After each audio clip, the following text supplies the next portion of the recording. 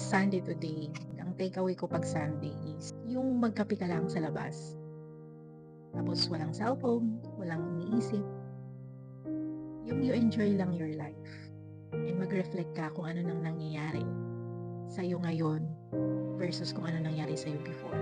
Alam niyo yung huwag tayong mag-worry. Kahit isang araw man lang na hindi tayo mag-worry, everything, let's surrender it to our God. At every Sunday, meron tayong time, reflect, and let's pray to God.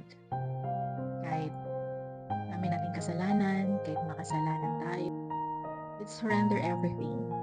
Magmuni-muni tayo pag Sundays, natin yung mind natin. Let's pray and mag-reflect ka din kung ano yung mga iniin mo before na nakuha mo na ngayon. Ano yung mga naging improvement mo ngayon. Ano yung mga pinagpipray mo before na nakukuha mo ngayon. 'Di ba?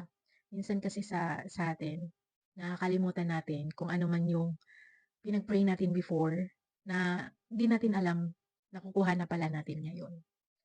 Ano yung mga situation natin before na hindi na natin na-experience ngayon. Yun yung mga dapat pinagti-thank you natin everyday. Yun yung dapat hindi natin kakalimutan kung meron mang nangyayari sa atin ngayon na we are disappointed, we are suffering. Let's be thankful and be grateful kung ano man yung nangyayari ngayon. At least we are still alive.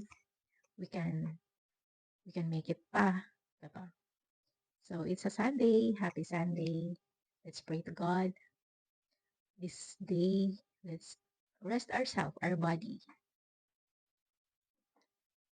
Happy Sunday, guys.